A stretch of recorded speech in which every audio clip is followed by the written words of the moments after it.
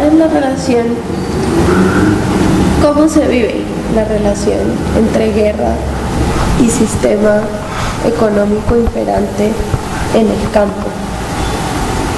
Entre guerra y sistema económico imperante en el campo.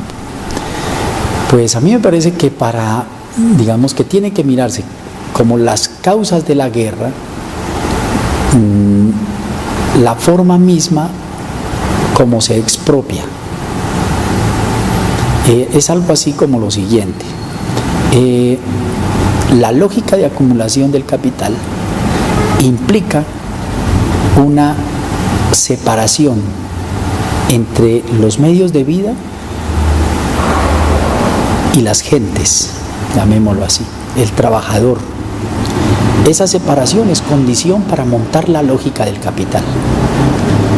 A mí me parece que, mal explicado como lo estoy haciendo, esa es parte de la lógica que debemos entender. Yo no lo puedo entender de otra forma. Si hay quien me lo explique, pues hay quienes dicen, no, pues la divina providencia y otras cosas. Yo no creo que Dios se meta en eso tan mundano. Entonces, expropiar, separar, divorciar al productor directo de sus medios de vida es una condición para montar la lógica de acumulación capitalista, donde unos seres humanos se apropian de otros. Entonces, la forma en particular que se ha hecho en Colombia y la forma de resistencia en particular que se ha hecho en Colombia a esas políticas ha generado la forma de guerra que en particular se vive en Colombia. Pero ¿qué dirán los campesinos argentinos? ¿Qué dirán con sus 26 millones de hectáreas donde solo se cultiva una semilla Monsanto? ¿Qué dirán? ¿Qué dirán de la expropiación que han padecido? Al menos uno de ellos decía, allá solo se escucha el viento. ¿A qué se referiría? Pensaba yo. Entonces no es solamente una desgracia nuestra, no, es una desgracia de la humanidad. Esa expropiación de sus condiciones de vida. Pero la humanidad también ha hecho formas de resistencia a esas formas de expropiación. A mí me parece que sobre eso toca hablar. Porque esas formas de expropiación y de despojo son las que son violencia, son guerra.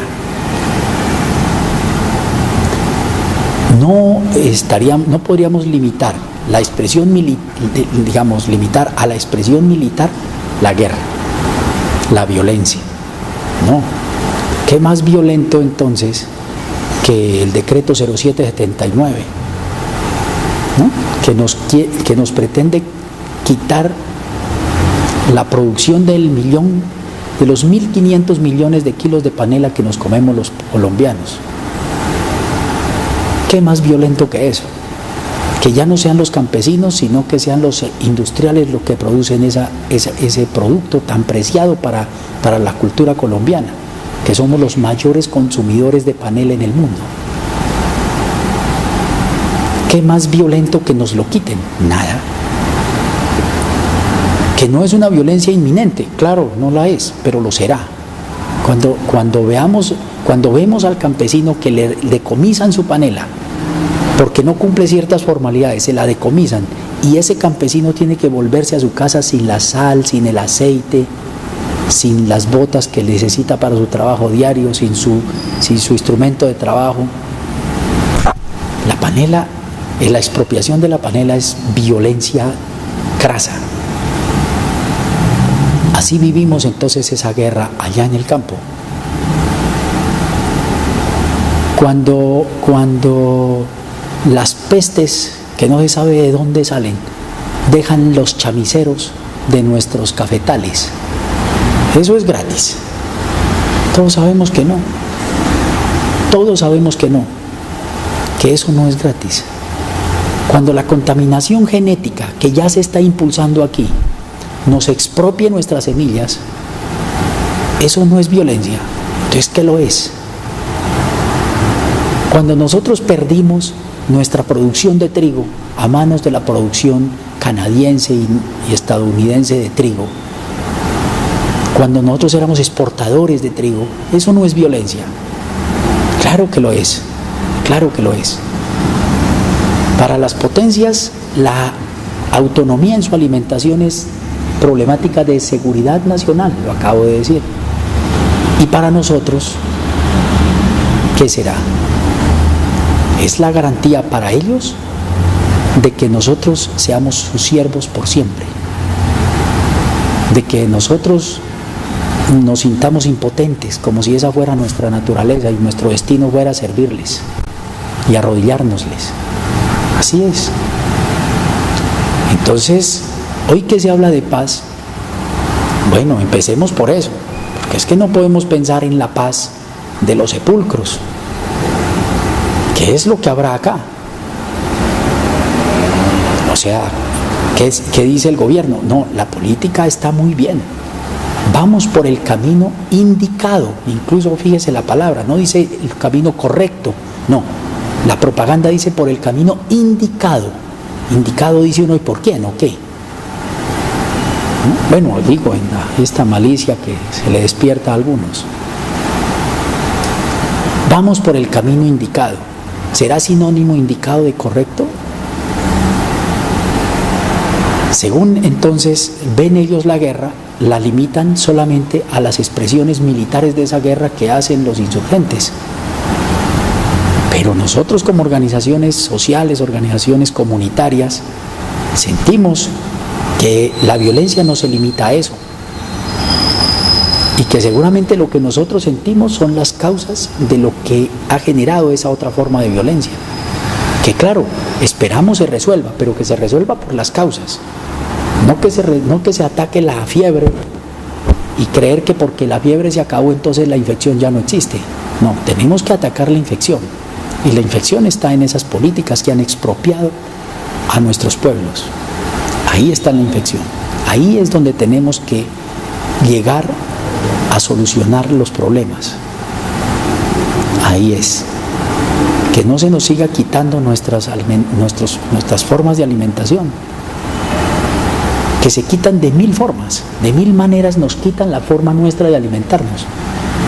Hablan de seguridad alimentaria como abastecimiento con las leyes del mercado. El que tenga plata que compre y coma, y el que no, pues que se muera de hambre. Entonces eso no puede seguir siendo así. Creemos nosotros, creemos que es justo lo que decimos, creemos que tenemos de nuestra parte el peso de la razón. Y por eso hacemos este trabajo, porque creemos que tenemos de nuestra parte la razón, el peso de la razón, el peso de la razón histórica. Un pueblo no puede perder sus posibilidades de vida. Si las pierde, es un pueblo inviable, digámoslo así, inviable históricamente. Después de la Constitución, nosotros terminamos siendo negados de algún modo. Se reconoce al indígena, se reconoce al afrodescendiente, pero el campesino no, somos como los damnificados allí. Entonces, de algún modo, me hablaba de cómo se ha empezado a buscar esa identidad campesina también. ¿En qué consiste esa identidad campesina? ¿Qué búsqueda o qué recuperación de ciertas raíces se ha llevado a cabo dentro del ser campesino? Ya. Pues a mí me parece que la Constitución del 91 pues fue una trampa muy bien hecha, en donde muchos pues caímos y que obedeció a un plan y que ese plan se sigue desarrollando. Pero creo que el haberse inventado estas identidades, ¿no? Estas identidades como, digamos, como realidades que se contraponen, que son distintas y separadas Creo que ese es el problema. O sea, el problema, pienso, no es, entonces ahora inventémonos el campesino. ¿Sí? Inventémonoslo de alguna forma para decir que somos otros. No. Creo que tenemos que pensar la riqueza de las culturas de los pueblos como una, digamos, una conjugación, un arcoíris de riqueza en la diversidad, pero de una riqueza que se conjuga y se une, que no nos inventamos o autoinventamos para separarnos, no. Tenemos que reconocernos para, digamos, bajo esa convicción de ser pueblos, de ser aquellos que trabajamos para vivir, que no tenemos a otros para ponerlos a trabajar para enriquecernos nosotros. Pienso que eso nos ayudará a construir una posibilidad para la humanidad. Pienso que no es un problema parroquial, no es un problema de Colombia, ni del Cauca, menos, claro. No, es un problema es una posibilidad para la realidad, para la humanidad. Así entonces, hay algunos retos que es necesario abordar, más por necesidad práctica de la política, digamos, que porque en lo más íntimo de nuestras convicciones sea así.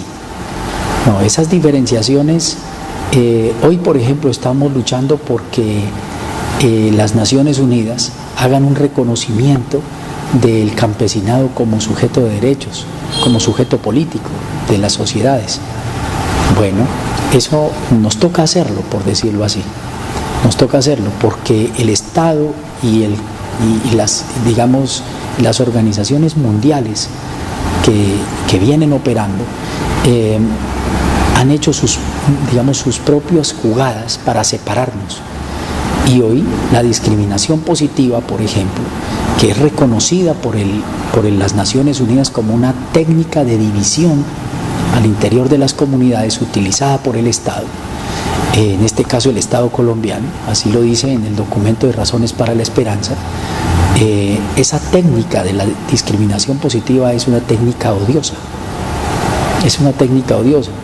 que muchos de los grupos culturales, a juicio nuestro, a juicio mío, para no meter a otros, ven eso como positivo. Dicen, ve, qué bueno. Lo malo es que no haya que la discriminación positiva no sea para todos.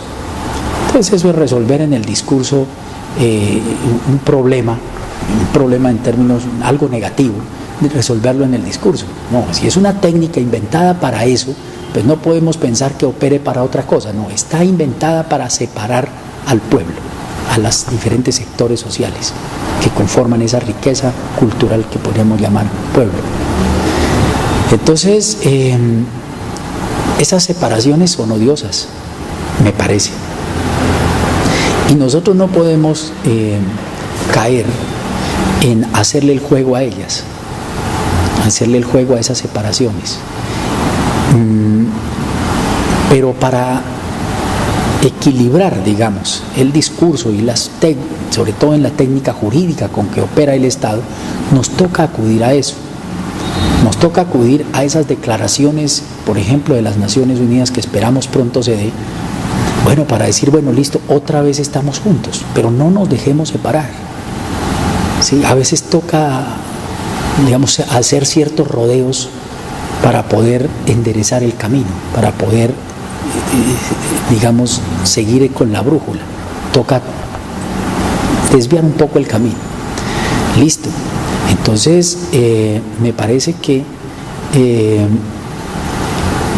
tiene que cambiarse la perspectiva, tiene que reunificarse la mirada como sectores populares, porque la discriminación positiva nunca servirá para algo adecuado al interior